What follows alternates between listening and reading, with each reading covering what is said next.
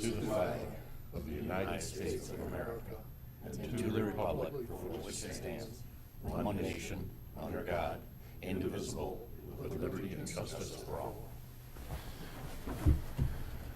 All right, can we have a roll call, please? Gail Stevens. Here. Paul Scott. Here. Glenn Lyle. Here. Beth Friend. Here. Chuck Thorne. Here. Joe McManus. Here. All right, thank you. Well, next item on the agenda is public comment. Public comment at the beginning and the end.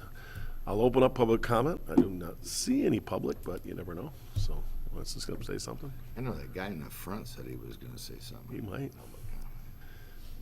Since nobody is coming up for public comment, we'll go ahead and close public comment and move on to the approval of the agenda.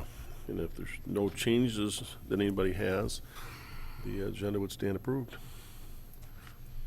Since there is none, we'll move on to conflicts of interest. If anybody has any conflicts of interest, now would be the time to state those. Hearing none, move on to the approval of minutes. We have the April 28th minutes. Again, they would stand approved if nobody has any changes they'd like to make to those. Hearing no changes, the minutes for April 28th would stand approved, and we'll move right on to the financial report. Kim? Good morning, everybody. For the financial report in Exhibit 7, you'll find the revenue and expenditure report through the end of April. Nothing too significant to report. We're tracking overall on track for the year. We are keeping an eye on a few line items, and some of it has to do with the way that stuff was budgeted versus how we're actually recording it this year. I did want to highlight, I did have to make an adjustment during the month of April. I realized that when I booked our HSA funding payments at the beginning of the year, they were booked to retirement. It should have been to healthcare, so I had to do an adjustment. So that's why the healthcare for the actual shows a negative for the month of April. There's nothing, like I said, too significant. Our utilities are running a little high this year, so we're keeping an eye on that. And then mainly just some different ways that we're recording maintenance and supplies for suppression. So we're keeping an eye on a couple categories there. So, and nothing too significant to report on the PIF Public Improvement Fund on page 3. There will be, obviously, in the next section, some budget adjustments for some items related primarily to PIF. So, are there any questions on the revenue and expenditure report for April? It's not. Okay.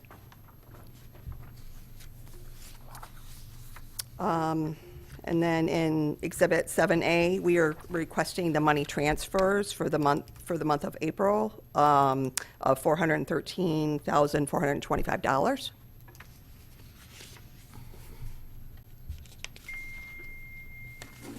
May want to make a motion on that?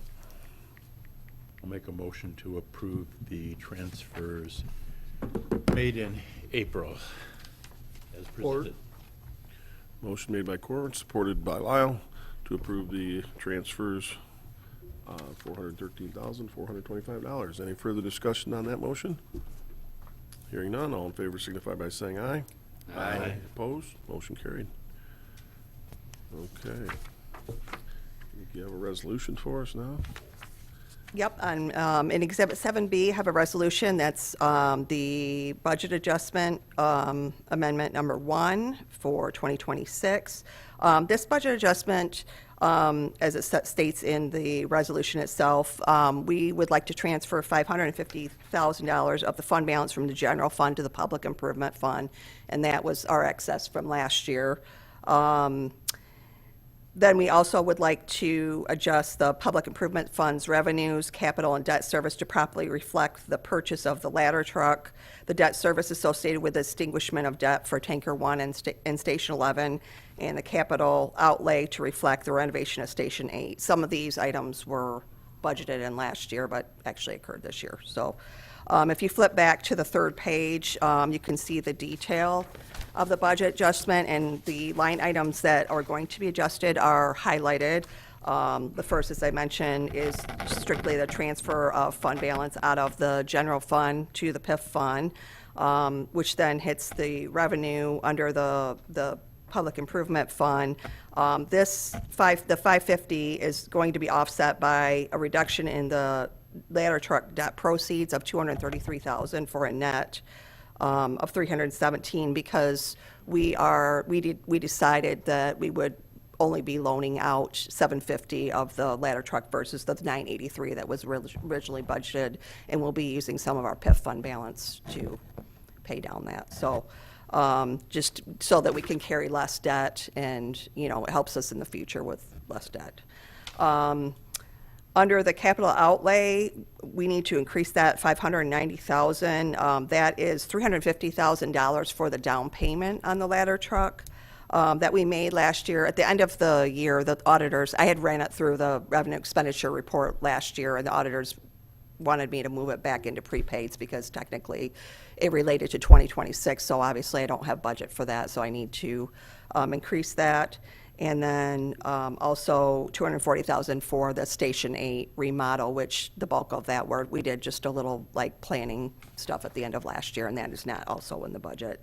And then on the PIF debt service line item, we need to increase because we recently used some of our funds to pay off our two debt, one associated with Tanker 1 and one with Station 11. So we need to increase that amount because those will, and that helps our budget for next year because that debt has been extinguished. And then a slight adjustment for the ladder truck because we're taking delivery on that earlier than originally projected. So those are the budget adjustments that we're requesting. We'll be using $398,000 of our PIF fund balance, as we discussed in the past, that we were building that up so that we could do some of these things. So, are there any questions on the budget adjustments? Any questions on what they're asking to do? There is a resolution in your packet. If anybody is interested in making a motion. Move to approve the resolution 2026-04. Sport. Motion made and supported to approve Resolution 2026-04 as presented. Any further discussion on that motion?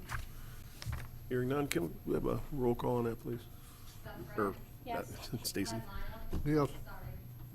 Beth Front, Dale Stevens. Yes. Paul Scott. Yes. Bud Miles. Chuck Corn. Yes. Joe McManus. Yes. Sorry, I looked at you and said Kim, and this is Stacy back there. Sorry about that. All right.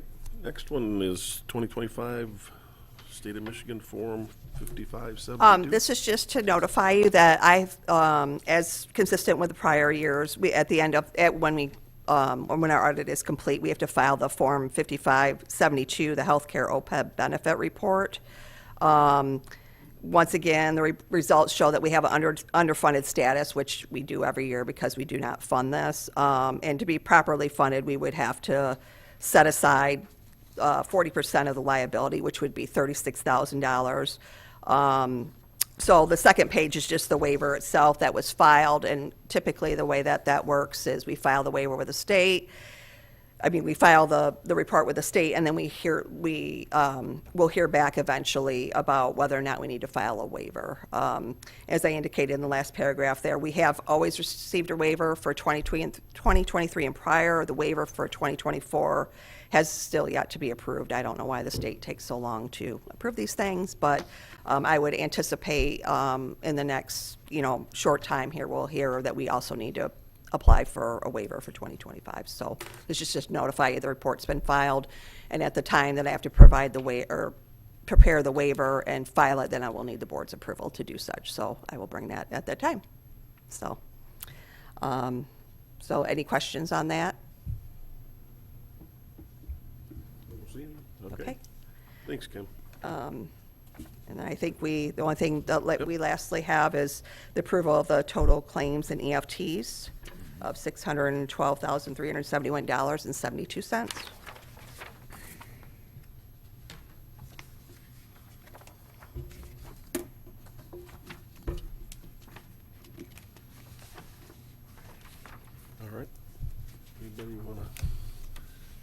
tackle the prepays and regular claims? Make a motion to approve the claims EFTs as presented, $612,371.72. Support. Motion made and supported to approve the prepays as presented. Any further discussion on that motion? Hearing none, all in favor signify by saying aye. Aye. Opposed? Motion carried. Okay, thank you. Thank you. All right. Next up, cost recovery report. Good morning. Morning, Chief.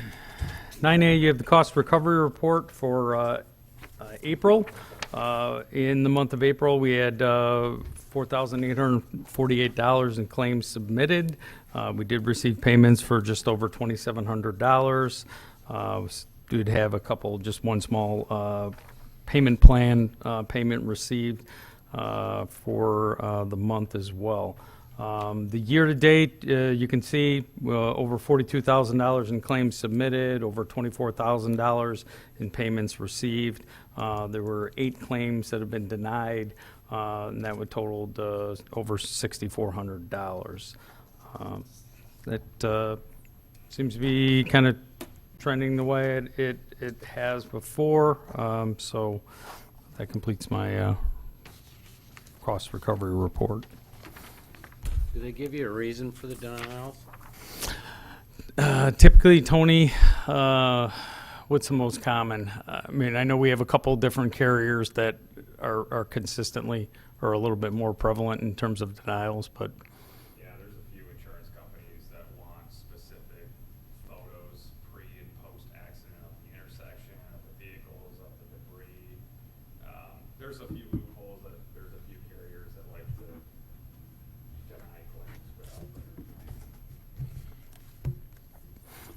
With what you just mentioned, is that something that would be maybe cost-effective to look into having someone take those pictures? I don't know, that's why I'm asking. Yeah, you know, in speaking with Wendy, who's the ops manager for fire recovery, she says that there's certain instances where it's prohibitive either for us or for them to, sometimes they can just pull like a Google image of an intersection pre-accident. Right. But that's becoming a lot more common now. These insurance companies want all of these additional photos. They're basically trying to make it prohibitive for them to collect a $300 claim. And if you get rid of that reason, they'll find Whatever another. information Yeah. they can push on you that they want. 'Cause all of this is done through fire recovery. Other than us submitting the monthly report sheet, we don't really do any follow-up on them. We often have individuals call the fire department and sorry. ask about. Tony, kick him up here. Sorry about that. Sorry.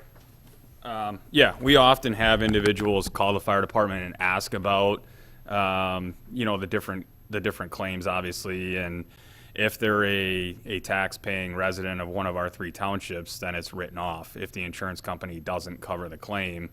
Otherwise, it's billed directly to them, and the insurance companies, if it goes through the insurance company is going to try to find a way to fight it. And so they'll put upwards of, you know, 15 or 20 touches on an invoice before they will finally just archive it. But they're requesting more and more information where they used to just process the claim. Now it's jump through all these hoops to pay the claim. So it's not cost-effective? They say it's not, and I don't believe it is either. Yeah. Yeah. Okay, thank you. Yep. Sorry. No, thank you. Any other questions on cost recovery? Okay. Okay, since I wrote my report on Wednesdays, have been a number of changes and revisions, but we did complete our firefighter interviews last week. We had 2 days of interviews. There were long days. We interviewed 8 candidates one day, 7 candidates another day. So we do have a list of 15 candidates. Again, when we started this process, we had 52 applicants. We had 37 that were eligible. And then as we kind of progressed through the process with the PAT and the written exam, we lost some people, and there were some people that bowed out on their own for whatever reasons. But we do have 15 solid candidates. It was a good process, interviewing them. So we're pretty excited that we have such a robust list. So we'll obviously talk a little bit more when we get down to the hiring of the 3 firefighters. So that process has gone well.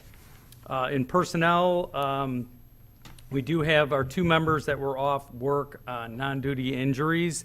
The first is scheduled for a procedure June 2nd. He has an expectation of 12 weeks of recovery. So we did, Stacy and I had a consultation with him, just talked with him to find out about that time period. His intent is to continue utilizing short-term disability and then a combination of paid time off during that time frame. But again, that's a little bit of his personal choice in order how he wants to cover that time. The other member, and hopefully gets a good prognosis after surgery. So we do have another member who at this time is going through physical therapy. He could use he's awaiting, could use some imaging, but again, with insurances and things like that, he's kind of got to go through that process and jump through those hoops. So hopefully, he continues or he progresses, and hopefully, we can kind of limit the amount of time that he's going to be off. And then, unfortunately, we have a third individual who sustained a on-duty injury, and right now that individual is off as well, awaiting essentially an orthopedic consult and some imaging, I should say. So a little bit unfortunate right now. It's having a little bit of an impact budgetarily at overtime, but again, hopefully those people can get themselves rehabilitated and back to work.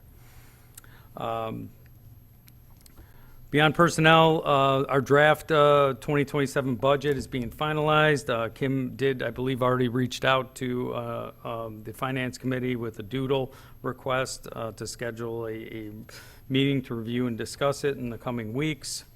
So we'll be progressing on that.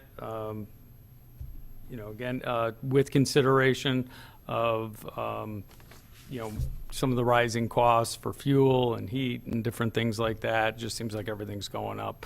That it's, all that is considered in there. It makes the budget a little bit tighter, but, again, we'll get into those details with the Finance Committee and then ultimately the entire board. Crews are, Station 8, crews are fully operating out of the remodeled space there at Station 8 Excel Site Rental. If you've gone by, you've noticed that they did remove the trailer. We did receive the final bill for those costs. We did pay our final month's rent. We did have costs contractually. We had costs associated with moving and removing it from premise. So that we did receive. There's still a couple little interior items that are wrapping up in the next week or two. And the painting, I expect them to be scheduling pretty soon. They did say, weather permitting, once we get some steady warm weather and stuff, that we get that scheduled. So I'm going to reach out to them this week to see if they can get that on the schedule as far as painting the exterior. The paving that we did discuss last month, that is scheduled with Elmer's to be completed the week of June 8th. Ultimately, after our discussion at that meeting, we did solicit 3 more bids. We did request 4, so we did receive bids from Molon, Elmer's, and Mr. Asphalt. Another company, Bittinger, was contacted, discussed, but ultimately never submitted a bid. During that formal process, I believe Elmer's, their bid came in just under $20,000. So everything with that process fell well within policy. So we feel pretty good about that and that pricing, especially the timing of it. So it's going to get done pretty quickly, which is good. That's what we need. The completion of the ladder truck, that again has changed as well, and just got another email this morning. It seems to be a dynamic process in terms of the timeline, but now it looks like it's nearing completion. So in my report, I had written that got moved to mid-July. Now they're looking to potentially schedule an inspection trip at the end of June, somewhere near the end of the month. We should probably know more by the end of this week so we can firm up that trip. But we're guessing somewhere around July, the 1st, 2nd, somewhere in that ballpark in terms of doing the inspection on that.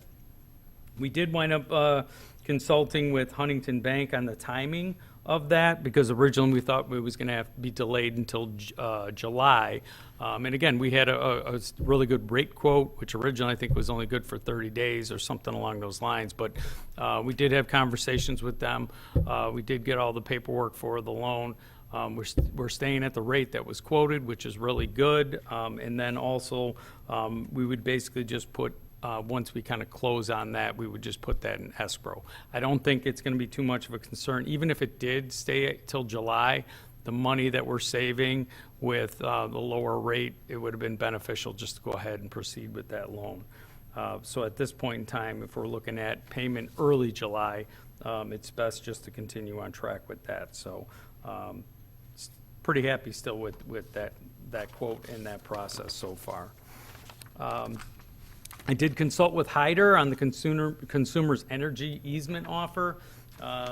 He gave me a lengthy explanation, which, he does a great job, getting into the legal aspects of it. He did advise on our ability to disagree with it, the easement, and, he did obviously point out their statutory authority to condemn such easements and everything, but, currently it doesn't seem like, being that it's such a small easement, and there are questions whether it's truly needed or not, that they would actually engage in that.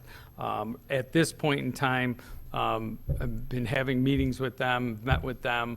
They met with me on premise. They were able to look at it and realize that it is kind of a unique situation. I may have mentioned last month the individual that I met with from Consumer said has been working all around Michigan for many, many years, and he's never really seen anything with it as far as a secondary stabilization pole. And then the fact that he even pointed out that right now there's no tension on those wires, so it's actually really doing nothing.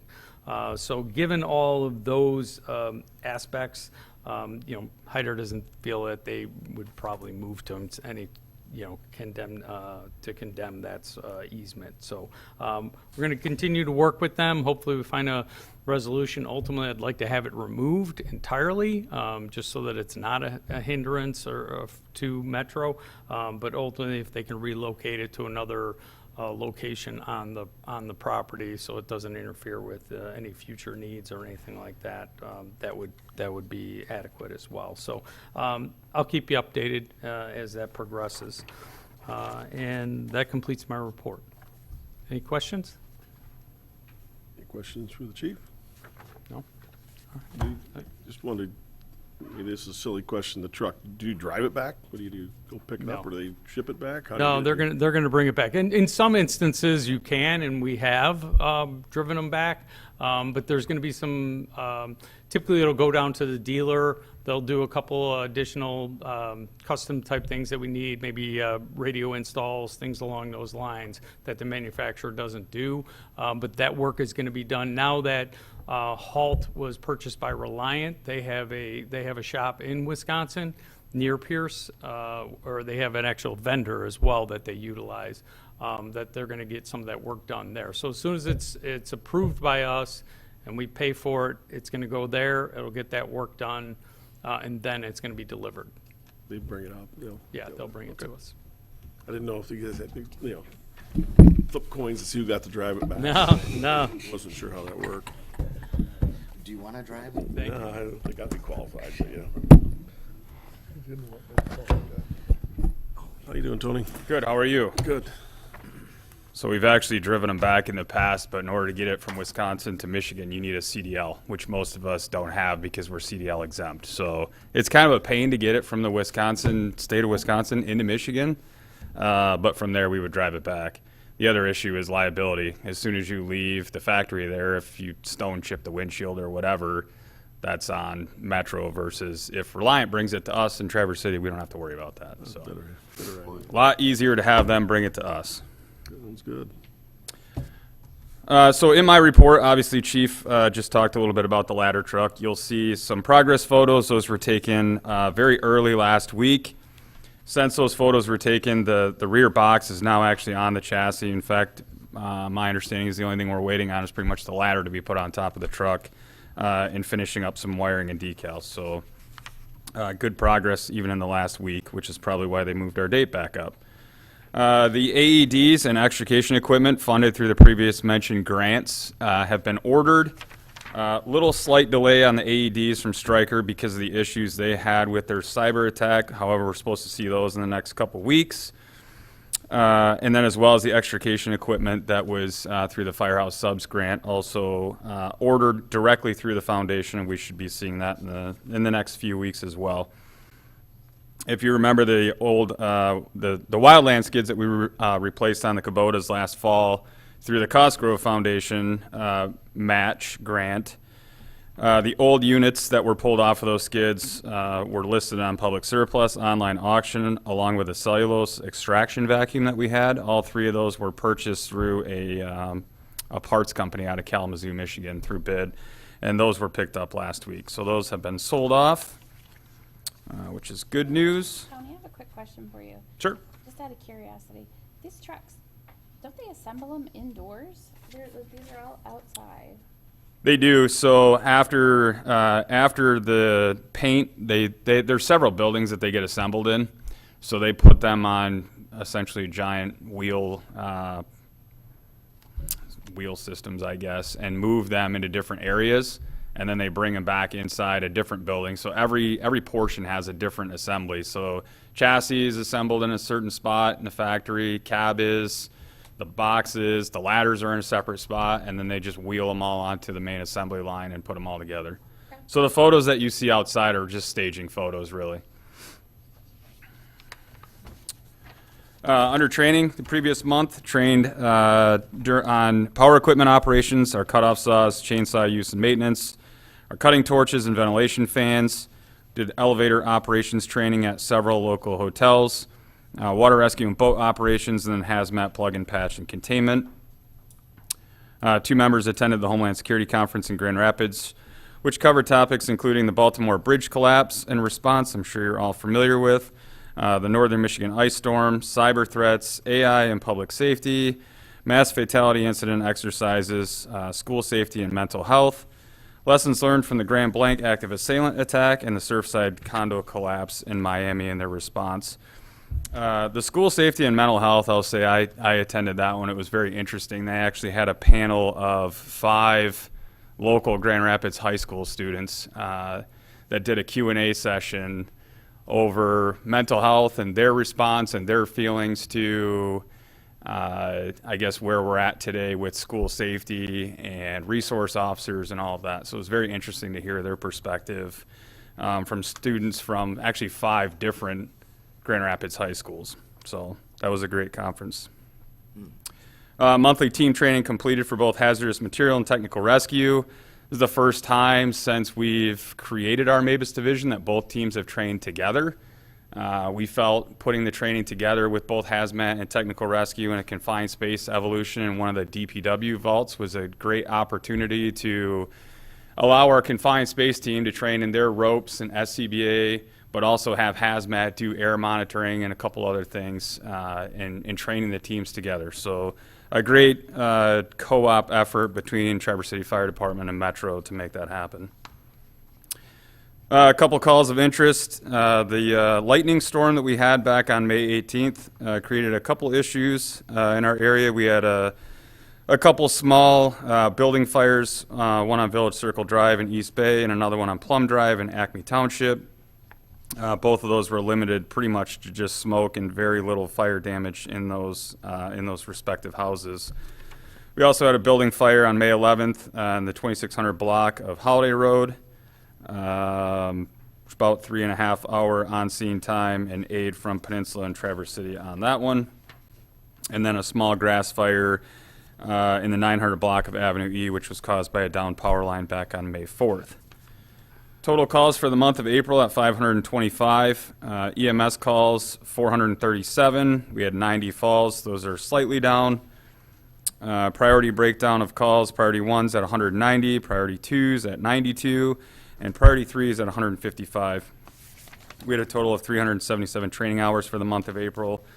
720 hours of voluntary overtime. Believe it or not, that was a decrease of 123 hours from the previous month.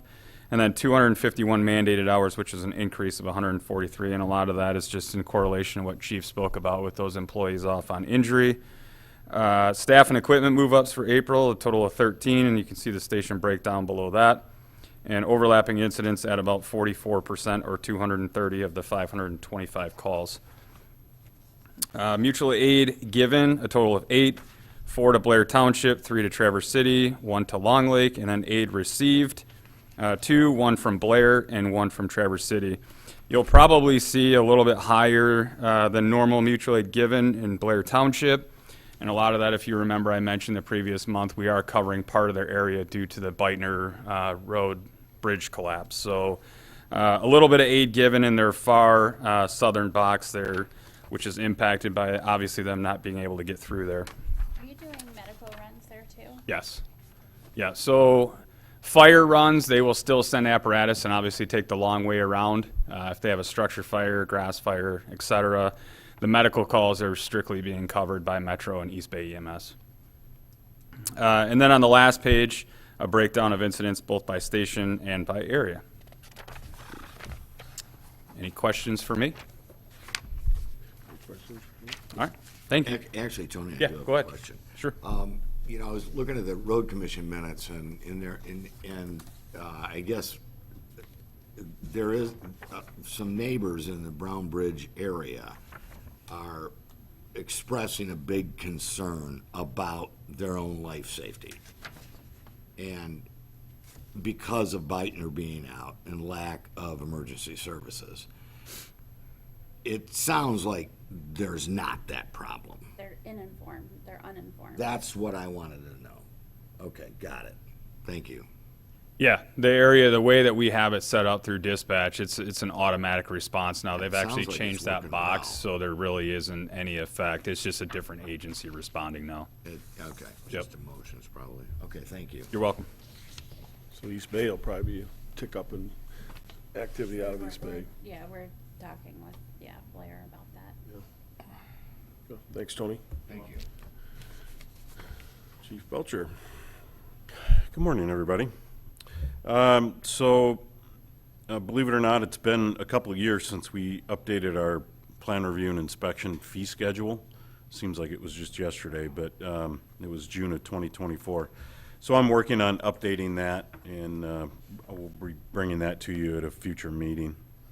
The inspectors attended a fire pump testing training class in Wixom. They said that was a real good class, excellent facilities down there.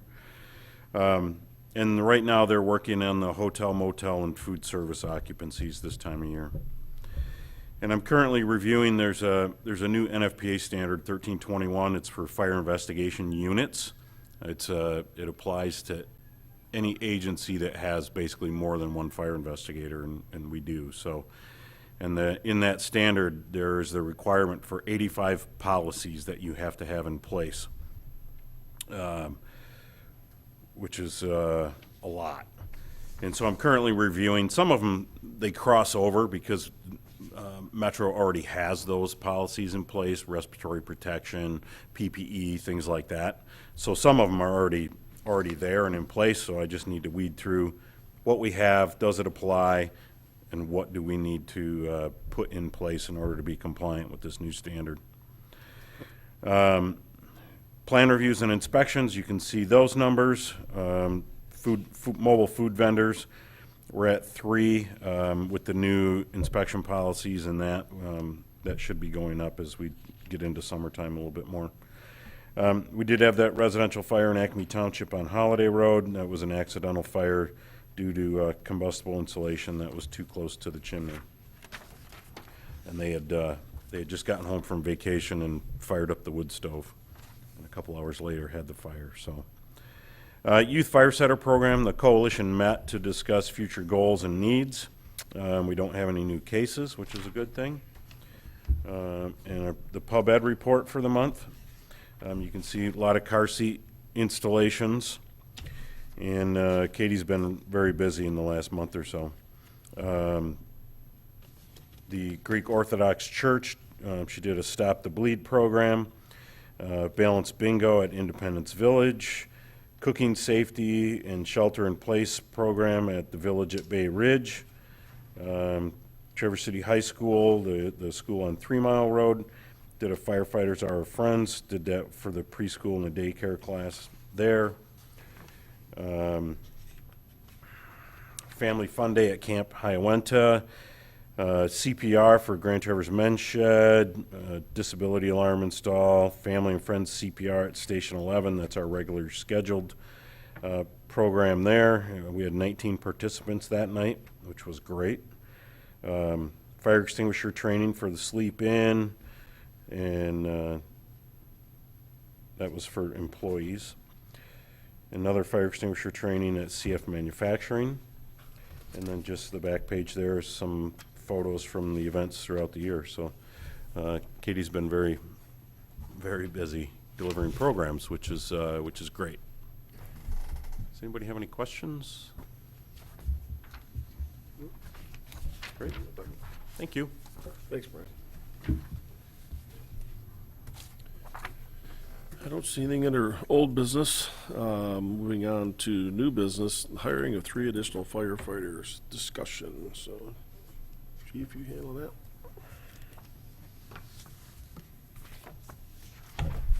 Okay. I just wanted an opportunity just to have a quick discussion, or have the board the opportunity to discuss the hiring. Last year, when we did prepare the budget, we did budget for the addition of the 3 additional firefighters. Was that maybe just the timing of it was we had budgeted that we would move it in mid-year. We'd allow us time for the recruitment, for the interview process and testing and everything that we just did. It would also allow us the opportunity to at least see where we were going to be in terms of valuation assessments, and then also give us the opportunity to do a draft budget, because again, it's going to be it's just not a 1-year thing, it's a multi-year thing, adding additional staff. So we took that timing, having that additional time. Here we are today. We have the budget, added the additional personnel in there. Obviously, they're in the budget for this year, for the remainder of the year, but then also we have them in for next year. Full transparency, it obviously makes things a little bit tighter in terms of adding additional personnel costs.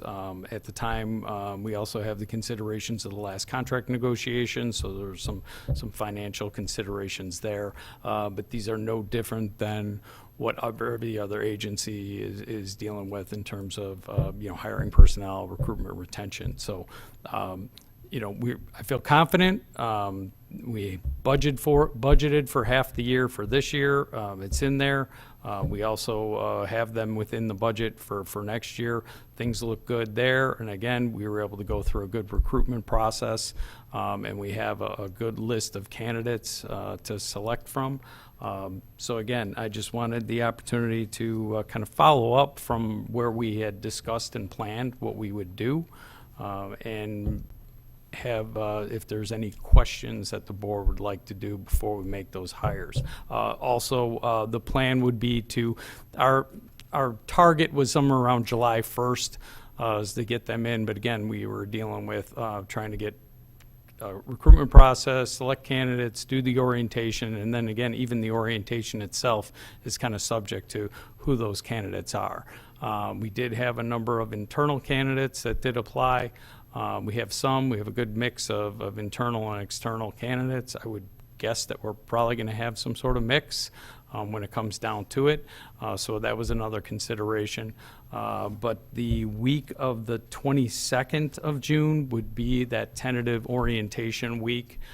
If need be, depending on candidates, We could potentially do a second one or move it at a little bit of a later date. But ultimately, that would be the goal, is to get them hired and started with the week of the 22nd, so they can get orientated, and then we can determine where they would be placed on shift in order to get them started. Subsequently, after that, once those new hires are in place and we have the staffing and we're comfortable enough, the captain's position, they would be able to work in that shift supervisor position instead of kind of jumping back and forth to rigs, which would be an extreme benefit to the entire authority. So, again, when we set forth on the plan, we wanted to kind of evaluate and just make sure that our plan was a good, solid plan, and that's why we just wanted this opportunity to have it on the agenda. Sounds like the amount of quality recruits you have this time around marries up well with hiring, so Yeah. compared to what you've had in the past, so that's good news, I guess, so. Yeah.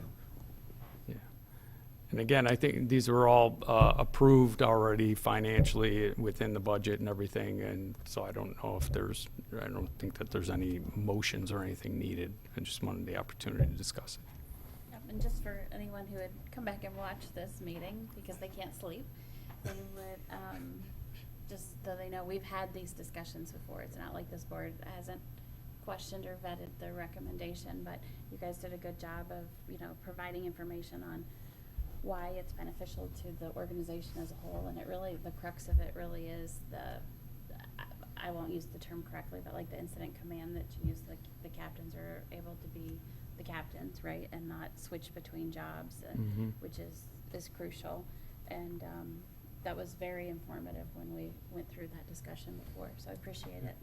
Okay. Yeah, Glenn?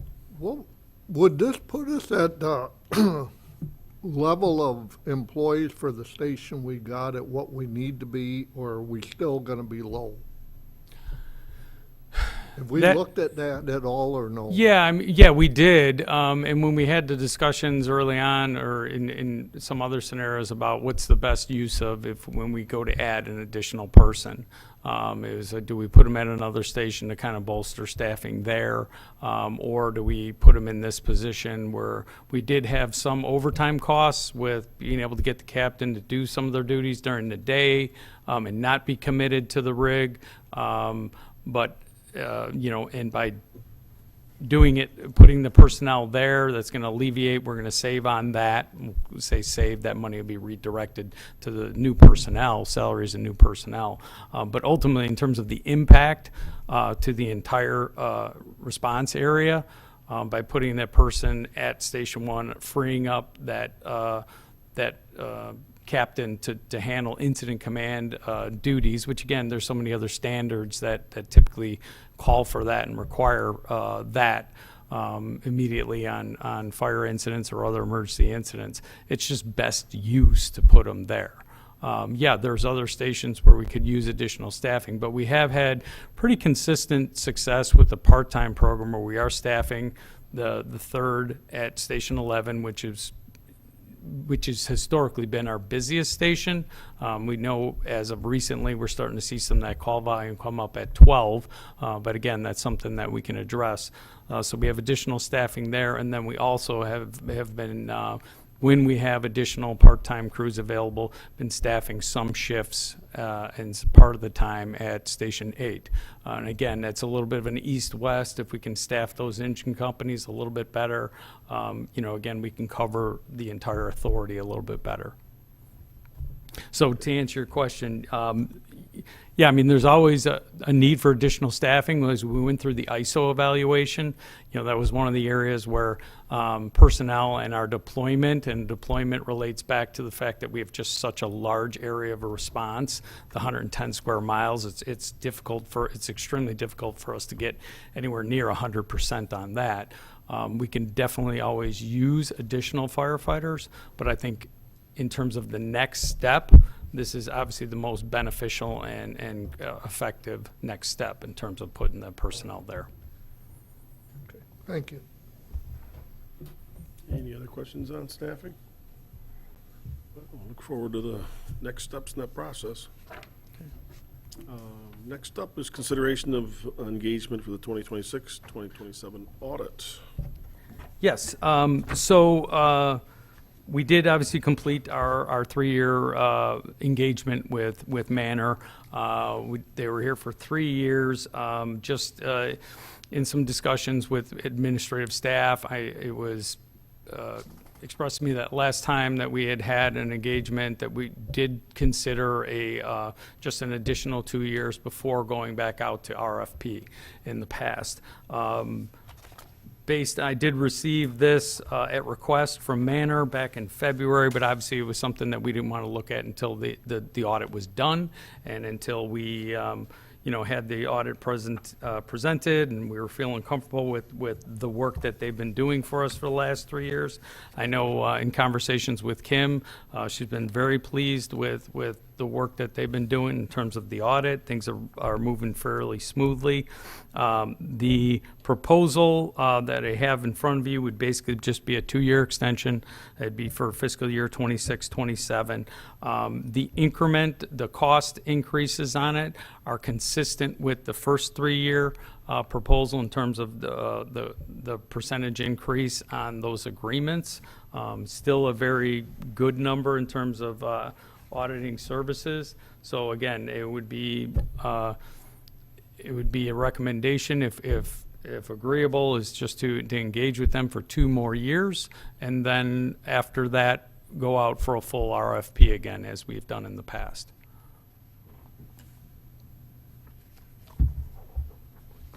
Questions?